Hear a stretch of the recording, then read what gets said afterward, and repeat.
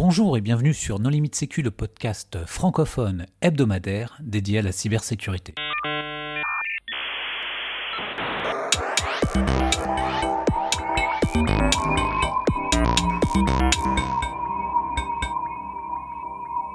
Alors aujourd'hui, un épisode sur un outil d'audit Active Directory qui s'appelle AdMiner avec son créateur Jean-Michel Bénard. Bonjour Jean-Michel. Bonjour. Pour discuter avec lui, les contributeurs No Limit Sécu sont Étienne Ladan. Bonjour. Paul Amar. Bonjour. Vladimir Collat. Bonjour. Et Hervé Schauer. Bonjour. Alors Jean-Michel, pour commencer, est-ce que tu voudrais bien te présenter ? Oui, alors donc Jean-Michel Bénard, je suis depuis une vingtaine d'années dans le domaine de la cybersécurité. Et actuellement, je travaille chez Grant Thornton où je suis associé en charge des activités d'audit et de conseil en cybersécurité. AdMiner, ça fait quoi ? Ça sert à quoi ? Ça répond à quelle problématique, comme dirait Johan ? Alors la problématique, c'est de trouver les vulnérabilités en environnement Active Directory. Donc si je devais résumer l'outil, je dirais que c'est un outil à la fois d'audit et de contrôle continu des faiblesses qu'on peut trouver dans un environnement Active Directory, dont notamment les chemins de contrôle. Et puis si je devais le résumer d'une autre manière, je dirais que c'est un outil qui permet de mieux exploiter les données qu'on peut avoir dans Bloodhound et d'en faire également une meilleure restitution. Et comme on parle de Bloodhound, ça veut dire qu'en fait on s'appuie sur la représentation des données sous forme de graphe, qui est quelque chose, la représentation des données Active Directory sous forme de graphe, qui est quelque chose qui avait été introduit la première fois à STIC en 2014, et puis qui a été repris également dans Bloodhound que j'évoquais tout à l'heure. L'idée étant que on utilise la représentation en graphe plutôt que des listes pour trouver des chemins de contrôle et toutes sortes de vulnérabilités. Mais pourquoi pas contribuer au développement de Bloodhound pour justement lui perfectionner cette fonctionnalité et faire un nouvel outil ? Je pense que ça serait pas forcément très évident. En fait, on a voulu qu'on contribue à Sharphound et Bloodhound. Alors pour expliquer un petit peu, pour pouvoir utiliser Bloodhound, il faut avoir déjà collecté des données au sein d'un environnement Active Directory, chose qu'on fait avec un autre outil qui s'appelle Sharphound. Il y a d'autres outils que Sharphound que l'on peut utiliser. En fait, on a proposé des améliorations dans Sharphound, qui est l'outil qui permet de faire la collecte d'informations. Et puis, comme je disais, en fait, on a fait une proposition de changement de code, d'ajout dans le code en mars 2023. Ça a été très bien accueilli par les mainteneurs du projet. Et puis, sans suite, on les a relancés. Et puis, en février dernier, ils ont finalement dit que, non, ça les intéressait pas tant que ça, parce que ça créait pas de nouveaux chemins. Peut-être que le sentiment que j'ai, c'est que, ils ont une certaine idée de la façon dont l'outil doit fonctionner, et que, ils n'étaient pas forcément nécessairement attachés à notre façon de représenter les choses. Mais en fait, en soi, c'est pas tant un problème que ça, parce que j'expliquerai après, c'est qu'on vient se plugger à la base de données qui est utilisée par Bloodhound, et que quelque part, en fait, on est plus un outil compagnon en quelque sorte qui vient apporter des améliorations sans être dépendant des évolutions qu'il peut y avoir dans Sharphound et dans Bloodhound. Justement, en fait, on profite de ces améliorations pour rajouter des nouveaux contrôles. Alors, les auditeurs qui veulent en savoir plus pourront regarder ta présentation à STIC 2024, mais est-ce que tu peux quand même expliquer ce que c'est qu'un chemin de contrôle, à quoi ça sert, éventuellement donner un exemple, qu'est-ce qu'on cherche exactement ? Toi, tu veux pas expliquer juste avant tout ce qui est... Parce qu'on est parti pleine balle dans la tech et dans des termes un peu compliqués. Je pense qu'il faut juste revenir un petit peu en arrière. Active Directory, c'est l'univers Microsoft qui est déployé partout. Dedans, tu as tes comptes utilisateurs, tes groupes, etc. Et tu as une telle complexité des droits que tu peux avoir un utilisateur qui appartient à un groupe, qui a un droit sur un serveur, qui a le droit sur un truc, etc., un enchaînement. Et donc effectivement, comme tu l'as dit tout à l'heure, la France, avec des gens à l'ANSSI, a eu le génie d'identifier le fait qu'effectivement, ces chemins de compromission qu'avant on faisait manuellement 1, 2, 3 sauts, mais après ça devenait trop complexe humainement. Donc des gens à l'ANSSI ont eu le génie de développer AD Control Pass, qui a été repris ensuite par les gens de Bloodhound pour développer cet outil. Et en fait, effectivement, tu as de la collecte de tous les droits, etc., tous les utilisateurs connectés sur les machines, etc., qui sont mis dans une base de données graph. Et à partir de là, Bloodhound est un autre outil qui va s'interfacer avec cette base de données graph. Et tu lui mets des requêtes. Tu lui dis, trouve-moi le chemin de tel point à tel point. Donc le premier point, c'est un utilisateur basique. Le dernier point, c'est potentiellement l'admin du domaine. Donc les privilèges les plus élevés. Et lui, il va te trouver les chemins de compromission dans ce graphe. Et ce, avec un simple utilisateur de l'Active Directory. Oui, tout l'intérêt de la chose, ouais. Et ben là, c'est moi qui vais te corriger parce que le premier outil s'appelait BTA et il avait été développé Ah oui, par c'est vrai. Airbus. Il n'avait pas été développé par l'ANSI. Toutefois, les deux outils ont été présentés pour la première fois en 2014 au même stick, si je dis pas de bêtises. Du coup, je reviens à la question sur les chemins de contrôle. Est-ce que tu peux donner un exemple de ce que c'est qu'un chemin de contrôle ou un chemin d'attaque et comment est-ce que comment ça arrive dans un domaine pourquoi est-ce que c'est pas sécurisé par défaut? Alors pour donner un exemple assez simple, on va imaginer que je sais pas, Madame Michu de la compta, pour des raisons qu'on ne sait pas trop expliquer, est administrateur local du serveur de la compta. Peut-être qu'on lui a donné ce droit à une époque et puis on a oublié de lui retirer.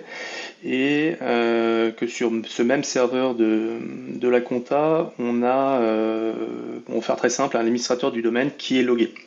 Donc là, c'est vraiment un chemin très simple. C'est-à-dire que si on compromet le compte de Madame Michu, on va pouvoir, en son nom, aller sur le serveur que j'évoquais tout à l'heure, sur lequel sera logué l'admin du domaine, et avec un outil ou un autre, récupérer récupérer les credentials, ou du moins se faire passer pour cet administrateur de domaine. Donc c'est un truc assez simple. Alors ça fait 3 rebonds en l'occurrence, mais globalement, ça résume un peu l'idée. C'est de se dire par où est-ce que je pourrais passer en tirant parti des différents droits dont je dispose parce que j'ai compromis un compte ou parce que j'ai compromis une machine, et par rebond jusqu'à où ça peut me mener.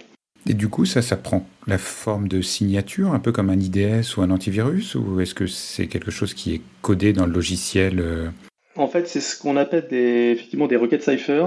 C'est pas exactement comme du SQL, mais c'est une sorte de langage naturel qui s'en approche relativement, dans lequel on va pouvoir dire, par exemple, partant de tel utilisateur ou telle population ou tel objet, etc., traversant des relations du type est membre d'un groupe, est admin de quelque chose, a une session, etc., etc. Est-ce que finalement je peux me frayer un chemin jusqu'à atteindre tel objet ou tel groupe d'objets?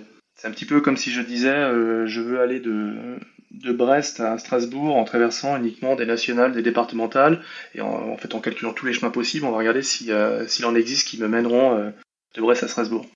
Du coup, peut-être une question, c'est un outil qui est pensé pour être à destination des défenseurs ou des attaquants? C'est prévu pour des pentesters ou c'est prévu pour des équipes de défense? Alors c'est prévu pour les deux. En fait, Bloodhound initialement est quand même beaucoup plus orienté pentest parce que c'est quelque chose on va collecter des données en début de pentest.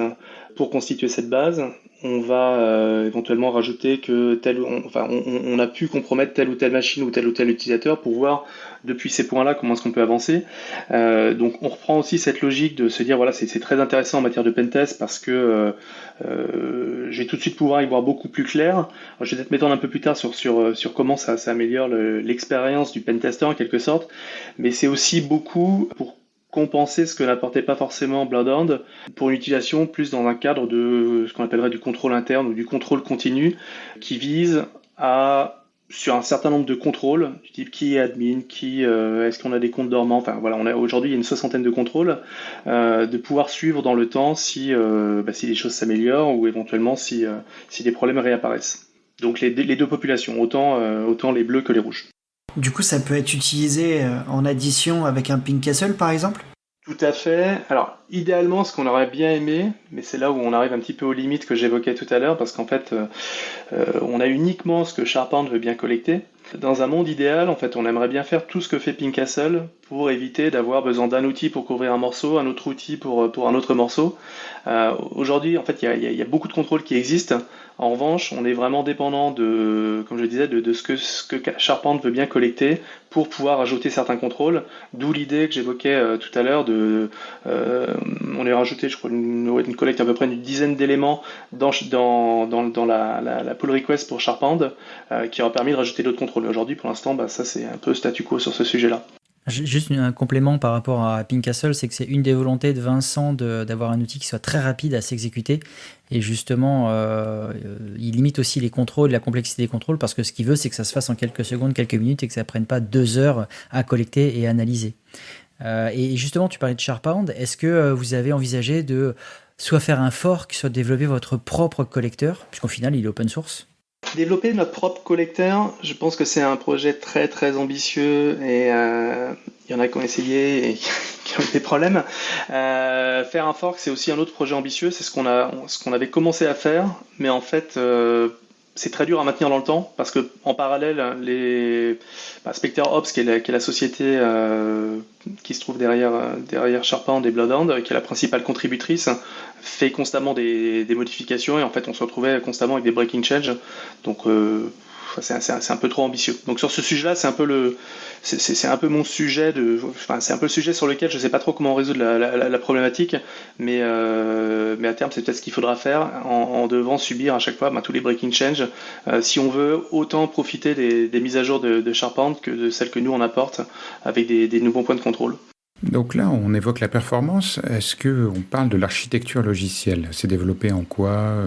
Est-ce qu'il faut un cluster Kubernetes pour le faire tourner, etc.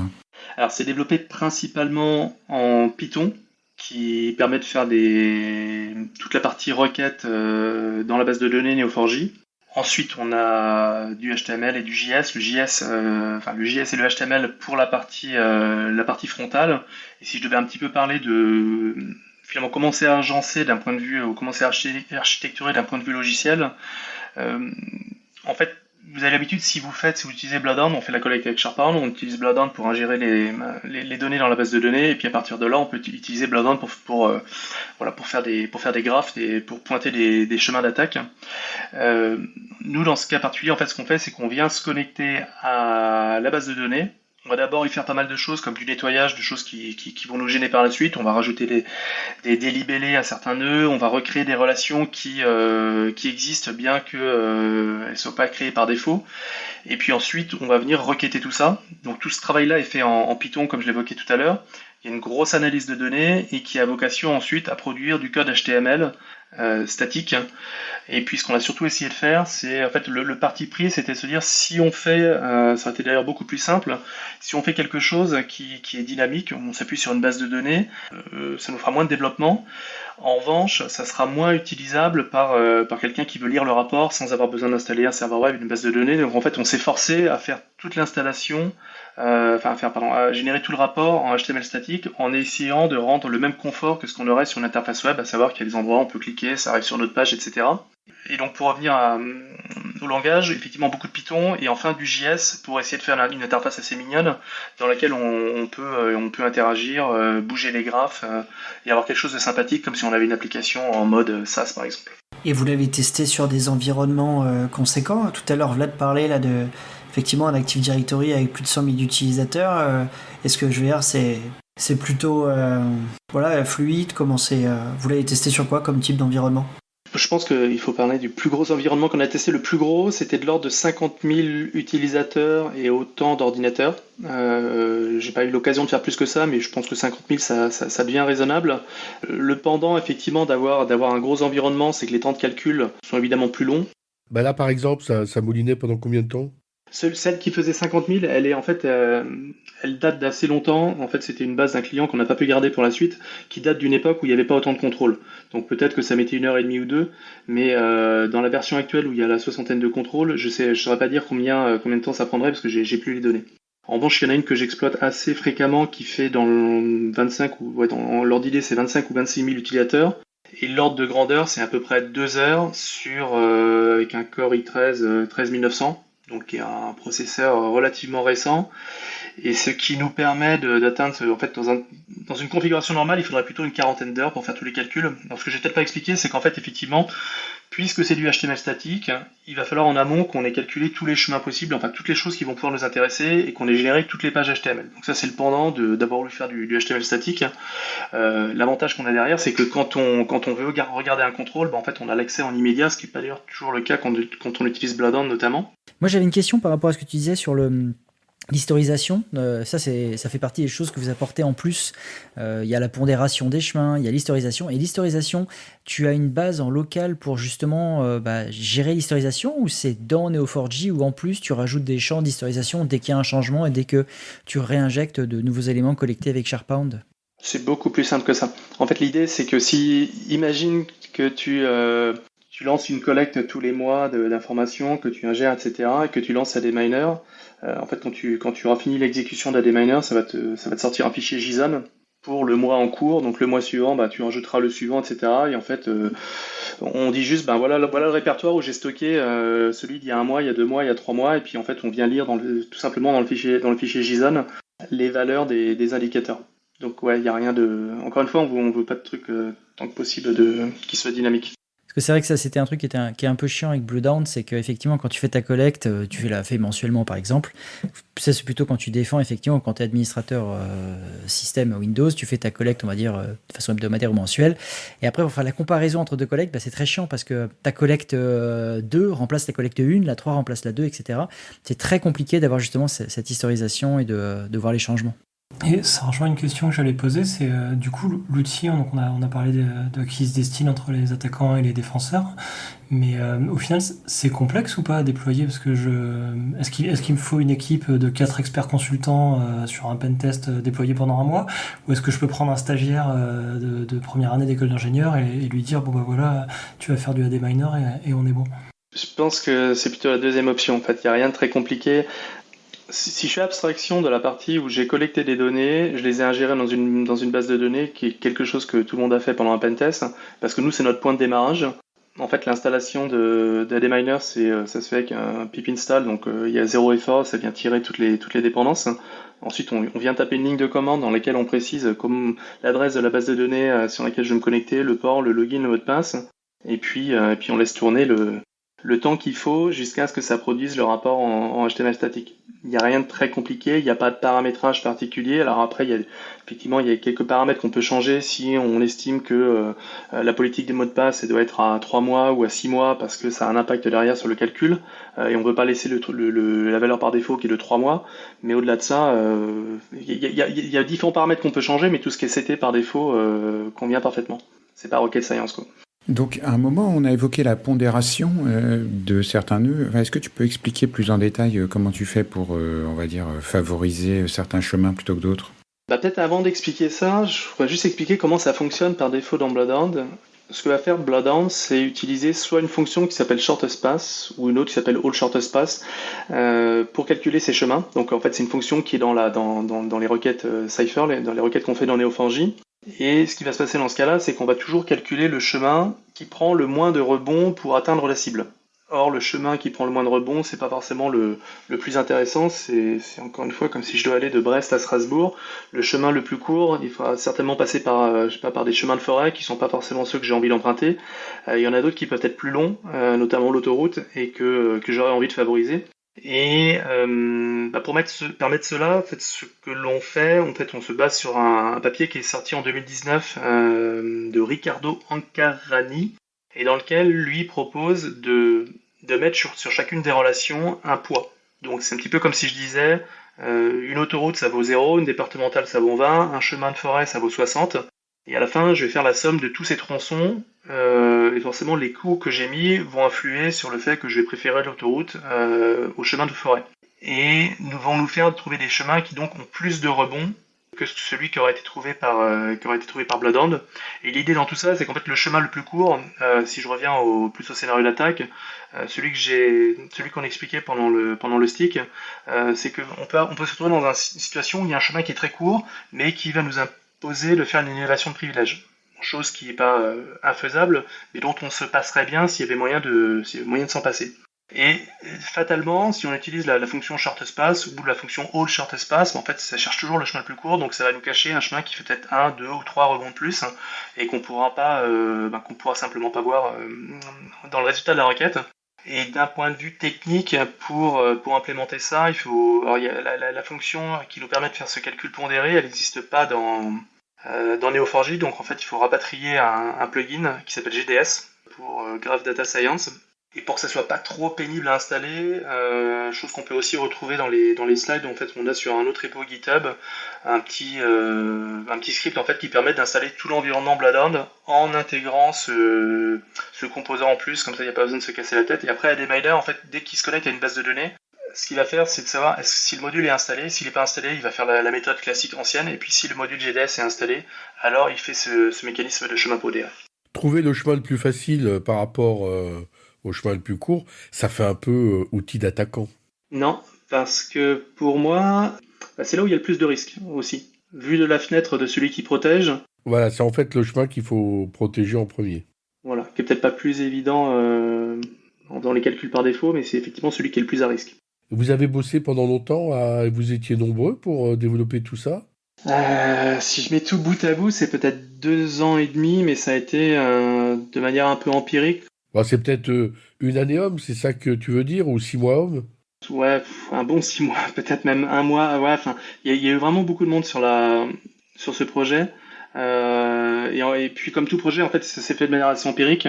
Enfin, l'ambition au début, c'était pas de faire un truc aussi compliqué. L'ambition, c'était de répondre à des clients qui nous disaient vous m'avez fait un test d'intrusion, mais il dit que j'avais, je sais pas, 1600 comptes dormants, 300 ou 1300 personnes qui sont admins de moyenne machine, etc., etc. Est-ce que vous pouvez me sortir les données? Même parfois qui nous demandent sortez-moi la liste de mes admins du domaine. Alors en fait, la première réponse qu'on pouvait avoir, c'était de se dire mais c'est pas compliqué, vous faites 2 lignes de PowerShell et puis. Et en fait, comme ça a l'air de répondre à un besoin, j'ai commencé à faire un script qui sortait ces données. Puis après, je me suis dit, ça serait mieux de le restituer, non pas en CSV, mais plutôt en HTML. Et puis après, je me suis dit, ça serait peut-être pas mal de voir si on peut pas justement faire de manière graphique ces chemins, sans doute qu'il y a une librairie JS ou une autre qui nous permettrait de le faire. Et puis, une fois que le proof of concept fonctionnait, j'ai mis un petit peu plus de monde de mon équipe qui, dès lors qu'ils n'étaient pas occupés sur des missions, pouvaient travailler dessus. Et il y a eu beaucoup de travail, beaucoup de temps passé dessus, pas forcément que du temps de boulot, d'ailleurs du temps perso aussi. Donc j'ai jamais fait le calcul, j'ai pas d'outil d'imputation du temps passé sur AD Miner. Et c'est plutôt une année homme ou plus que ça encore. Et parfois avec aussi beaucoup de choses qui sont parties à la poubelle parce que comme dans tout projet, on se lance dans un truc pour se rendre compte que tel truc ou tel autre truc était une mauvaise idée et puis on recommence autrement. Et peut-être du coup, pour continuer dans cette veine avec un exemple, est-ce que tu auras un exemple à nous donner, sans citer de clients évidemment, mais de chemin d'attaque dans un AD qui parlerait à tout le monde sans faire l'analogie avec les autoroutes? Moi, il y en a un que j'aime tout particulièrement, c'est le cas de figure qu'on peut retrouver parfois en entreprise où on a des comptes machines qui sont admins locaux d'autres machines. Donc c'est pas un utilisateur qui est admin, c'est le compte local de la machine. On retrouve ça souvent quand il y a eu du Exchange qui a été installé, quand il y a eu du SCCM, parce que je pense que la reco d'une certaine époque, c'était de dire la machine SCCM, son compte machine doit être admin local de toutes les machines. Et ça ressort pas forcément de manière très évidente dans les requêtes qu'on a par défaut dans Bloodhound notamment. Je pense pas que ça ressorte vraiment dans d'autres outils d'ailleurs. Et ça, c'est vraiment un low-hanging fruit, au sens où en fait tout ce qu'on a à faire, c'est dire, si c'est le cas de SCCM par exemple, dire à la machine SCCM avec Petit Potam ou autre, viens te connecter chez moi, je vais relier ça sur une des machines cibles. Et ce qui est intéressant aussi dans la représentation qu'on donne dans AD Miner, c'est qu'on sait aussi anticiper, si tu arrives à compromettre cette machine d'une manière ou d'une autre, donc dans ce cas particulier avec ce qu'on appelle un relais, on sait déjà te dire si in fine tu finiras par devenir admin du domaine à la fin. Donc ça c'est une que j'aime beaucoup, et une autre que je pense que c'est intéressant de la mettre en avant, parce qu'elle est difficilement représentable dans Bloodhound, même en faisant des requêtes hyper tordues, si on est devenu un champion des requêtes Cypher. C'est le cas des GPO qui, on va prendre une GPO qui s'applique, on va prendre un cas un peu extrême, qui s'applique à tout le domaine, donc forcément à du tier 0, et qui est modifiable par quasiment tous les utilisateurs ou une bonne population des utilisateurs. Et j'ai déjà vu des choses, je sais pas moi, tous les membres du groupe Skype, allons savoir pourquoi, avaient le droit de modifier une GPO qui s'applique à tout le domaine ou qui s'applique à des objets de type tier 0, et donc en fait qui offre une façon assez simple de compromettre le domaine. Donc aujourd'hui, je comprends qu'il y a eu énormément d'investissements sur cet outil. Il est disponible où, sous quelle licence, et qu'est-ce que vous attendez des auditeurs? Est-ce qu'on peut contribuer? Est-ce qu'on peut remonter des bugs? Je sais pas. Alors, il est disponible, donc il est open source depuis septembre dernier. Il est disponible sur GitHub, je pense qu'on pourra mettre le lien dans la description. Ce qu'on attend, c'est effectivement s'il y a des gens qui peuvent l'utiliser, nous remonter des bugs, ce sera déjà énorme. S'il y a des gens qui peuvent faire des PR, comme j'en parlais au tout début, pour corriger les bugs ou apporter des nouveaux contrôles ou de nouvelles idées, écoutez, on sera ravis. Et vous avez déjà une petite communauté? Vous avez combien de personnes là, qui l'utilisent activement ou qui contribuent au projet open source? Alors, qui contribue au projet, si je prends l'équipe initiale, on est autour de 6-7 personnes. On a eu quelques contributions depuis qu'il est open source, donc depuis septembre dernier. Et le nombre de personnes qui l'utilisent, c'est difficile à mesurer. Enfin, ce que je regarde, c'est le nombre de personnes qui sont sur Discord notamment. En revanche, là où c'était agréablement, enfin, où j'ai parfois été agréablement surpris, c'est qu'en fait, en parlant, soit des personnes qu'on croise à des cons cyber ou autres, en fait, finalement, les gens le connaissent. Et je ne savais pas trop mesurer l'impact que ça avait pu avoir de le mettre en open source, parce que les gens qui l'utilisent, pas forcément le crier sur les toits. Mais en fait, on s'est rendu compte que, en fait, il y a pas mal de boîtes de pentest où c'est régulièrement utilisé. Donc, je pense ça a eu un petit succès et c'est pas utilisé qu'en France, évidemment, puisqu'on a pas mal de personnes qui se connectent sur Discord pour finalement reporter des bugs ou poser des questions, mais j'ai pas d'autre moyen que ça pour mesurer le. Bah, tu parlais tout à l'heure justement en Python là, il y a pas avec pip là, il y a pas nécessairement de statistiques là pour savoir combien de personnes ont fait des pip install ou ça c'est le premier point et le deuxième point c'est la communauté de Blowdown qui est quand même massive pour le coup. Ça a été bien accueilli justement. Enfin, je sais pas si vous l'avez présenté, parce qu'ils ont un Slack ou un Discord là, mais enfin en tout cas ils ont une communauté assez active. Vous en avez profité pour faire un petit peu de pub. Alors, j'ai pas voulu forcément faire de la pub. J'ai dû en parler une fois sur leur Slack. Après, j'ai déjà eu des likes des gens de Spectre Ops par rapport à ce que je postais sur Twitter, donc je pense que c'est pas resté invisible. Donc non, je pense que il y a différentes personnes un peu connues dans le monde de la cybersécurité, en particulièrement autour de l'Active Directory, qui ont un peu reposté les choses que j'avais postées sur Twitter. Donc, je pense que c'est pas tout à fait passer inaperçu. Après, encore une fois, c'est difficile de mesurer l'audience parce que les gens généralement se manifestent uniquement quand ils ont des questions ou qu'ils ont rencontré un bug. Voilà, actuellement vous avez sur GitHub 930 stars, enfin 930 étoiles, ce qui est déjà plutôt pas mal. Jean-Michel, est-ce que tu voudrais apporter le mot de la fin ? Donc, je pense que le mot de la fin il revient un petit peu à ce que je voulais dire tout à l'heure. N'hésitez surtout pas à essayer l'outil, c'est pas du tout difficile à installer. Généralement, les gens sont très surpris, très agréablement surpris, et en particulier par la représentation graphique. Ce qui intéresse souvent les gens, c'est de pouvoir visualiser les chemins d'attaque de manière peut-être un petit peu plus jolie que ce qu'on a dans Blonde, peut-être de manière un peu moins chargée. Et puis, ça a aussi un aspect, je trouve, éducatif pour les gens qui, je pense, bossent dans l'IT, n'ont pas nécessairement envie de corriger un truc ou un autre parce qu'il y a un auditeur qui a dit qu'il faut faire ce que l'auditeur a dit. Là, on arrive un peu plus à voir les conséquences de telle ou telle mauvaise pratique, et je pense que ça motive un peu plus, ça donne un peu plus de sens et peut-être un peu plus d'envie de corriger certaines mauvaises pratiques qu'on peut trouver. Ouais, je pense que tu peux aussi préciser que l'autre AdMiner en un seul mot n'a rien à voir avec votre projet, c'est un projet PHP. C'est le nouveau nom de PHPMyAdmin. En quelque sorte, mais ça on l'a appris à notre dépens. En fait, on n'était pas très doué pour trouver un nom pour le projet, on n'a pas de logo, on n'est pas très doué en marketing. Et effectivement, peu de temps après l'avoir sorti, on a compris qu'il y avait un autre outil qui n'avait rien à voir, qui s'appelait AdMiner. Et il était un petit peu tard pour changer de nom, puis on n'avait pas vraiment de meilleure idée. Bon, en tout cas, Jean-Michel, merci beaucoup pour cette présentation. Évidemment, les auditeurs pourront tout retrouver dans les actes du STIC 2024 ou sur le site web. Chers auditeurs, nous espérons que cet épisode vous aura intéressé. Nous vous donnons rendez-vous la semaine prochaine pour un nouveau podcast. Au revoir. Au revoir. Au revoir.